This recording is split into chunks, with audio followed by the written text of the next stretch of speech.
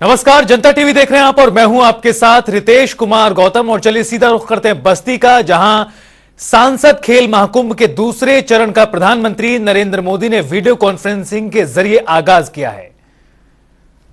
और ये तस्वीरें आपको दिखा रहे हैं सांसद खेल महाकुंभ की। प्रधानमंत्री नरेंद्र मोदी ने वीडियो कॉन्फ्रेंसिंग के जरिए उद्घाटन इसका किया है अब से कुछ देर पहले।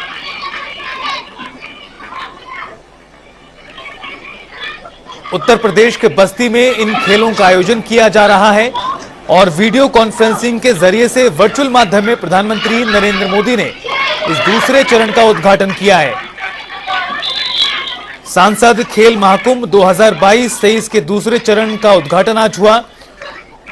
सांसद खेल महाकुंभ का आयोजन सांसद हरीश द्विवेदी ने साल 2021 से किया जा रहा है और इस कार्यक्रम में आपको बता दें मुख्यमंत्री योगी आदित्यनाथ भी मौजूद हैं। और सांसद खेल महाकुंभ का आयोजन 2 चरणों में किया जा रहा है। पहले चरण का आयोजन 10 दिसंबर से 16 दिसंबर 2022 के दौरान यानी पिछले साल किया गया था और दूसरा चरण जिसका उद्घाटन आज हुआ है 18 जनवरी से 28 जनवरी तक यानी 10 दिनों के लिए ये खेलों का महाकुंभ लगेगा। इस खेल महाकुंभ में कुश्ती, kabaddi, kho kho, basketball, football, hockey समेत अन्य इंडोर और आउटडोर यानी दोनों प्रकार के खेल शामिल हैं। इसके अलावा भी कई और स्पर्धाएं हैं जिसमें बच्चे अपनी प्रतिभा दिखाते नजर आएंगे, जिसमें निबंध लेखन, चित्रकला, रंगोली बनाना शामिल है। तो बस्ती से ये लाइव तस्वीरें आपको दिखा रहे हैं जहां सांसद खेल महाकुंभ का दूसरे चरण का उद्घाटन प्रधानमंत्री नरेंद्र मोदी ने वर्चुअली माध्यम से अब से कुछ देर पहले किया है। सीएम योगी आदित्यनाथ कार्यक्रम में मौजूद हैं। प्रधानमंत्री नरेंद्र मोदी वीडियो कॉन्फ्रेंसिंग के जरिए कार्यक्रम में शामिल हुए हैं।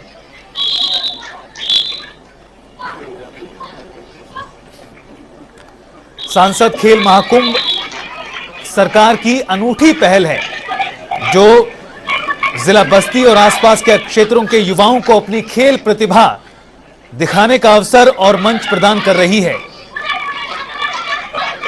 और उन्हें खेल को करियर के विकल्प के रूप में अपनाने के लिए प्रेरित भी यहां पर इन खेलों के माध्यम से किया जा रहा है। प्रधानमंत्री नरेंद्र मोदी को आप इन तस्वीरों में देख पा रहे हैं, वीडियो कॉन्फ्रेंसिंग के माध्यम से कार्यक्रम में शामिल हुए और इन खेलों को देखते हुए प्रधानमंत्री नरेंद्र मोदी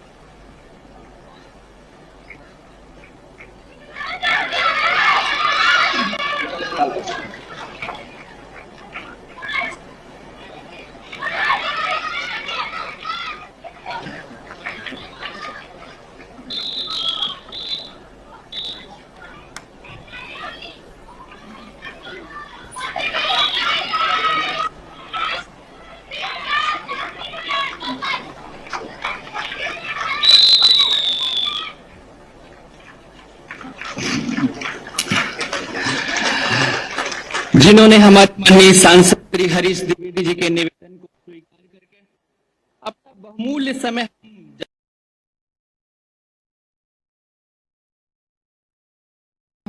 अपने लोकप्रिय प्रधानमंत्री जी से कि महोदय एक बार फिर से श्री हरीश द्विवेदी जी और उनकी पूरी टीम को धन्यवाद दूंगा कि उन्होंने आदरणीय प्रधानमंत्री जी की प्रेरणा से इस खेलकूद प्रतियोगिता के दूसरे संस्करण के कार्यक्रम को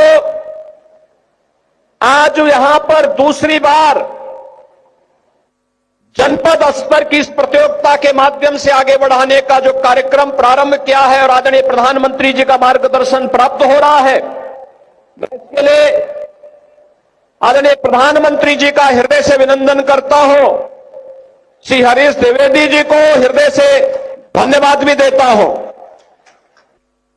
आदरणीय प्रधानमंत्री जी, उत्तर प्रदेश के अंदर खेलो इंडिया के माध्यम से जो प्रेरणा आपकी प्राप्त हुई, आज उत्तर प्रदेश के सभी ग्राम पंचायतों में 58,000 ग्राम पंचायतों में खेल के मैदान बनाने की कार्रवाई चल रही है, जिनमें 34,000 ग्राम पंचायतों में अब तक खेल मैदान के लिए भूमि आरक्षित कर दी गई है और कन्वर्जन के माध्यम से उन्हें हम वहां पर खेल मैदान बनाने की कार्रवाई को अंतिम चरणों में ले चल रहे हैं।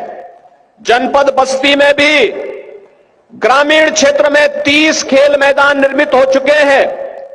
45 खेल मैदान बनाने की कार्रवाई कन्वर्जन के माध्यम से मनरेगा, ग्राम सभा निधि और शासन के द्वारा प्रदत्त की जाने वाली योजनाओं के माध्यम से इन कार्यक्रमों को आगे बढ़ाया जा रहा है। तो प्रदेश के अंदर हर राजस्व गांव में प्रदेश सरकार ने आज अपने युवा कल्याण विभाग के माध्यम से युवक मंगल दल और महिला मंगल दल के गठन के साथ ही उन्हें स्पोर्ट्स किट भी उपलब्ध करवाने की कार्रवाई चल रही है और लगातार स्पोर्ट्स किट के माध्यम से गांव-गांव में खेलकूद की गतिविधियों के प्रति हर तबके के लोगों में, विद्यार्थी हो, नौजवान हो या फिर अधेड़ उम्र के लोगों के बीच इसके बारे में एक जागरूकता पैदा हो। इसको लेकर के खेलकूद विभाग और युवा कल्याण विभाग मिलकर के निरंतर इन कार्यक्रमों को आगे बढ़ाने का कार्य कर रहा है। प्रदेश सरकार ने आपकी प्रेरणा से ओलंपिक, एशियाड, कॉमनवेल्थ या विश्व चैंपियनशिप में जो भी खिलाड़ी मेडल प्राप्त कर रहे उन्हें भी प्रदेश सरकार प्रोत्साहन करने के लिए अलग से एक व्यवस्था बनाई गई है, जहां उन्हें हम लोगों ने प्रदेश के अंदर राजपत्रित सेवा में सीधे लेने की कार्रवाई को आगे बढ़ाया है।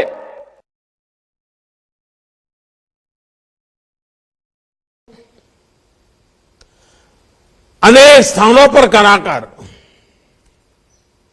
एमपी खेल स्पर्धा कराकर सभी सांसद नई पीढ़ी का भविष्य गढ़ने का काम कर रहे हैं। सांसद खेल महाकुंभ में अच्छा प्रदर्शन करने वाले युवा खिलाड़ियों को स्पोर्ट्स अथॉरिटी ऑफ इंडिया के ट्रेनिंग सेंटर्स में आगे की ट्रेनिंग के लिए भी चुना जा रहा है। इससे देश की युवा शक्ति को बहुत लाभ होगा। इस महाकुंभ में ही 40,000 से ज्यादा युवा हिस्सा ले रहे हैं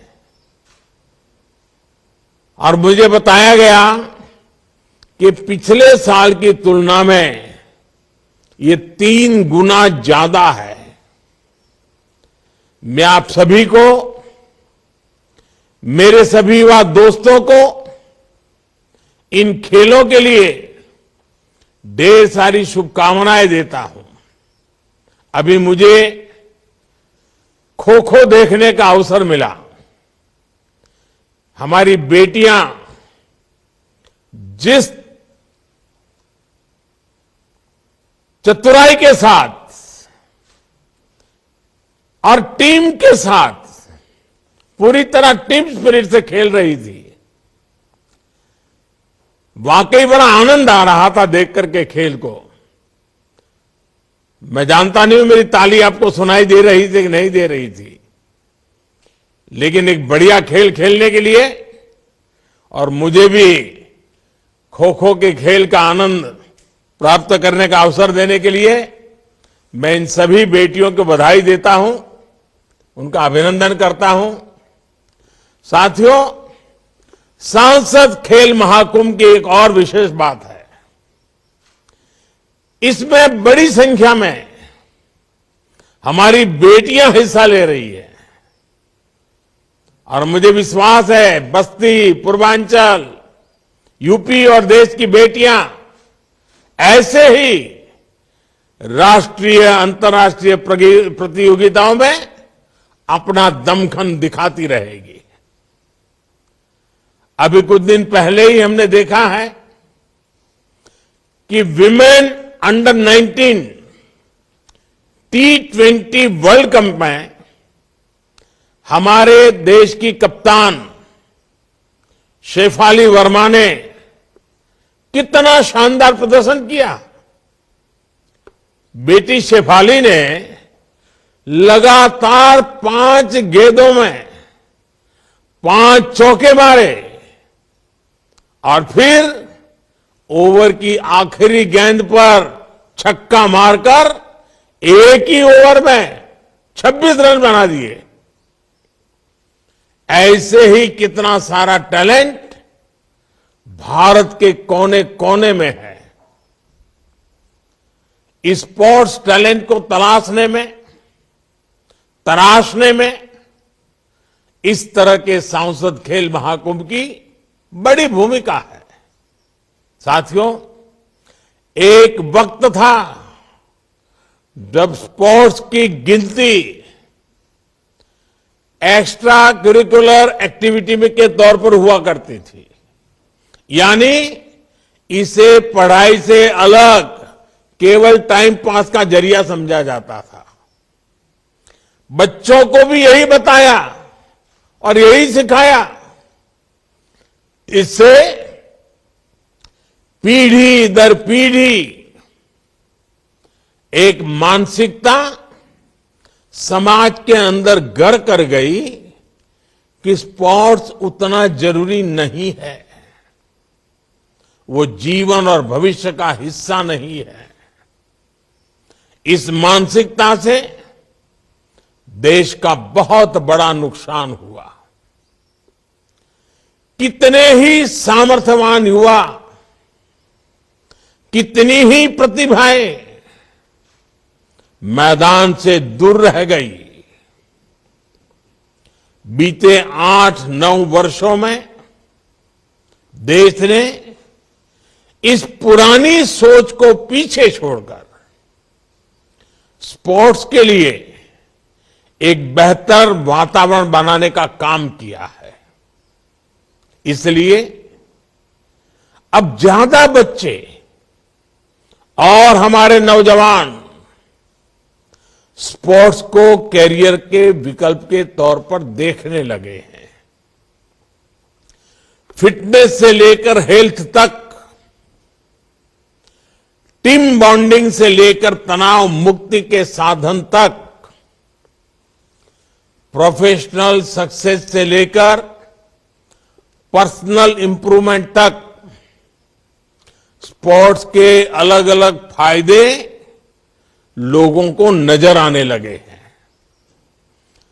अब खुशी की बात यह है कि माता पिता भी अब स्पोर्ट्स को गंभीरता से ले रहे हैं। ये बदलाव हमारे समाज के लिए भी अच्छा है, स्पोर्ट्स के लिए भी अच्छा है।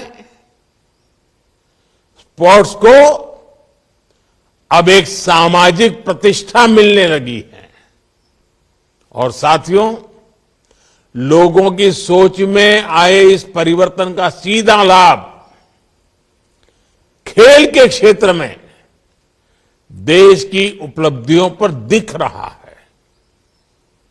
आज भारत लगातार नए नए रिकॉर्ड बना रहा है। तो सांसद खेल महाकुंभ कार्यक्रम को संबोधित करते हुए प्रधानमंत्री नरेंद्र मोदी को आपने सुना और उन्होंने बताया कि आखिरकार किस तरह से इन खेलों का फायदा आगे हो रहा है। और चलिए अब बुलेटिन में आगे बढ़ते रुख करते हैं ताबड़तोड़ खबरों का।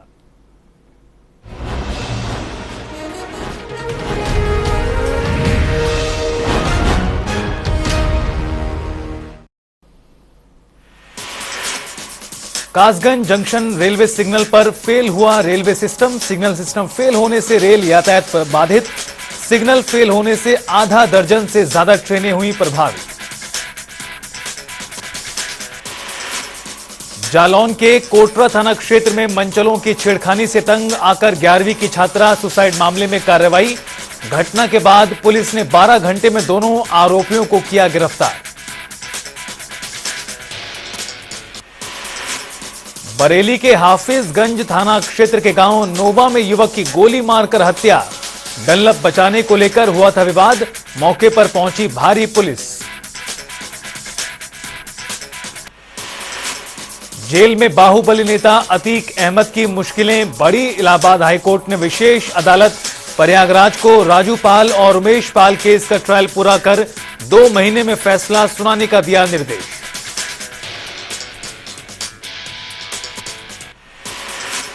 रायबरेली के विवेक शहर कोतवाली क्षेत्र में विवेक का कमाल, 70 तरह की आवाजें निकाल सकता है विवेक चिड़ियों, बाघ सहित कई जानवरों की निकाल सकता है आवाज।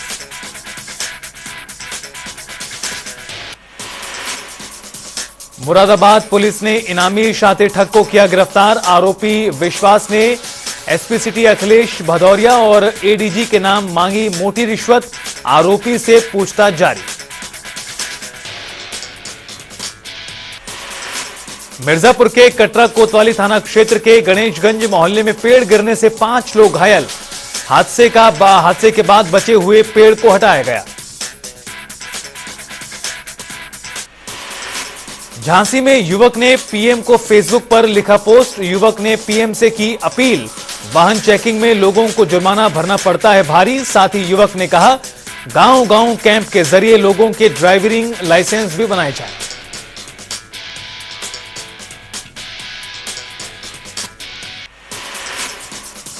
अलीगढ़ के थाना टप्पल क्षेत्र में पुलिस का बड़ा खुलासा। बीते दिनों हुई लूट का पुलिस ने किया खुलासा। पुलिस ने कैमरों को खंगालते हुए बदमाशों को किया गिरफ्तार। क्षेत्र अधिकारी खेर और उनकी टीम को कप्तान देंगे 25,000 का इनाम। गांजा तस्करी करने वाली 4 महिलाओं को पुलिस ने किया गिरफ्तार। जिला कारागार के अंदर चोरी छिपे करती थी गांजे की सप्लाई। पुलिस कई दिनों से गांजा तस्करों की थी तलाश में। जांच में पता चला कि महिलाएं मिलने के बहाने जेल में गांजे की तस्करी करती थी। पुलिस ने महिलाओं के पास से 4 किलो गांजा बरामद किया।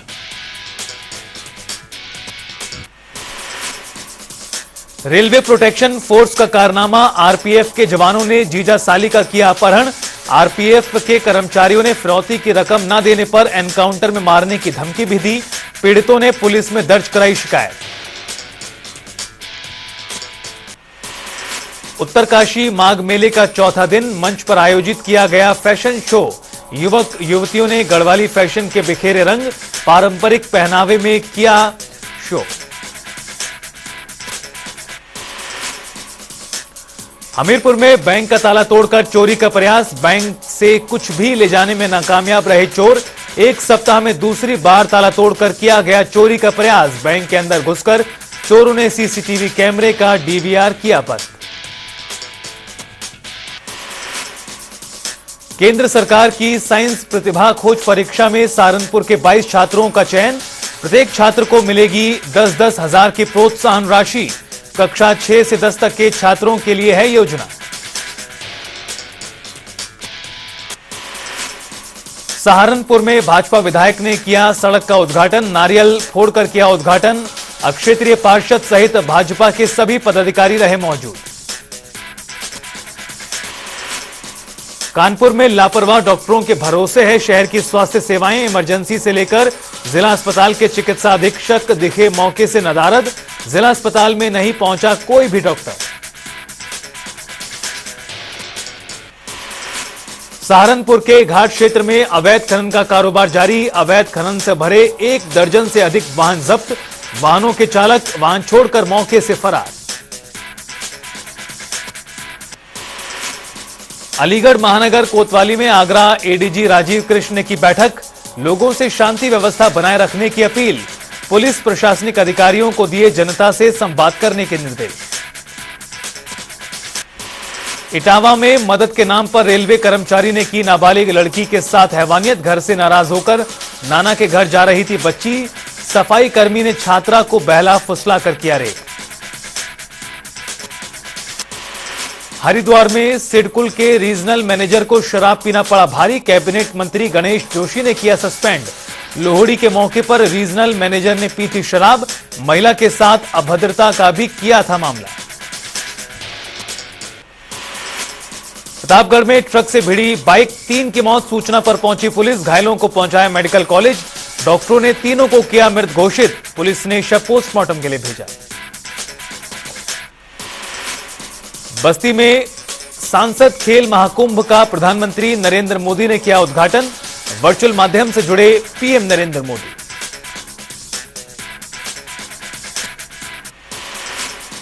आगरा में बंदरों के झुंड ने सब इंस्पेक्टर पर बोला हमला, राजा की मंडी स्टेशन पर हादसा, घटना सीसीटीवी कैमरे में हुई कैद। देवरिया में इन्वेस्टर समिट 2023 का आयोजन, जिले के उद्यमियों ने लिया हिस्सा, उद्यमियों को प्रेरित करने के लिए कार्यक्रम का हुआ आयोजन। प्रदेश सरकार लघु उद्योग लगाने के लिए चला रही है विशेष अभियान। बिजनौर में खेत में मिला 10 साल के बच्चे का शव, इलाके में मचा हड़कंप, 24 घंटे पहले गायब हुआ था मासूम, पुलिस मौके पर पहुंचकर जांच पड़ताल में जुटी। गाजीपुर के सैदपुर थाना क्षेत्र के शेखपुर में 2 पक्षों में जमकर मारपीट, दोनों पक्षों के लोग हुए घायल, मारपीट के दौरान बच्चों को भी आई चोटें। आगरा में अभ्यर्थी नहीं दे पाए सीटेट की परीक्षा, सर्वर डाउन होने के चलते परीक्षा में रुकावट, अभ्यर्थियों ने किया आगरा दिल्ली हाईवे जाम। आगरा वनस्थली विद्यालय में था परीक्षा का सेंटर।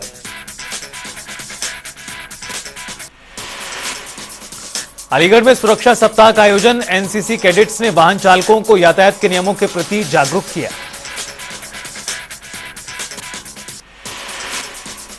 फर्रुखाबाद में मेला व्यवस्थापक के हवाई दावों की खुली पोल, मेले में शौचालयों का भी इंतजाम नहीं।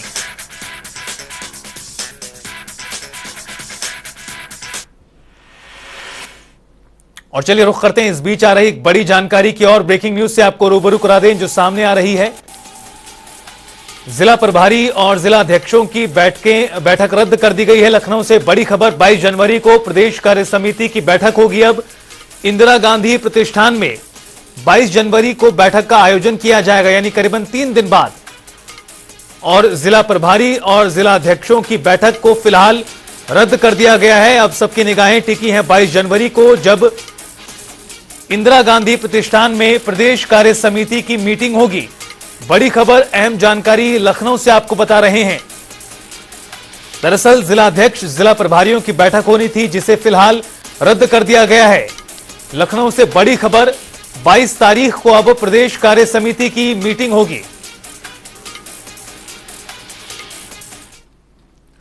और चलिए खबरों में आगे बढ़ते रुख करते हैं अगली जानकारी का। मुजफ्फरनगर में किसानों का प्रदर्शन देखने के लिए मिला है। गन्ना भुगतान को लेकर मिल पर प्रदर्शन किसानों ने किया है। बजाज शुगर मिल के गेट पर धरना प्रदर्शन किसानों का।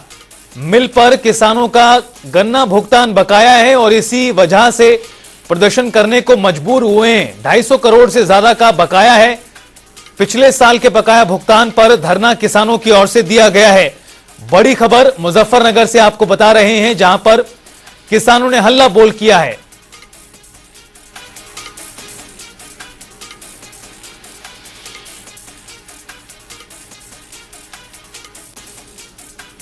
₹252 करोड़ का बकाया बताया जा रहा है, जिसको लेकर किसानों ने प्रदर्शन किया।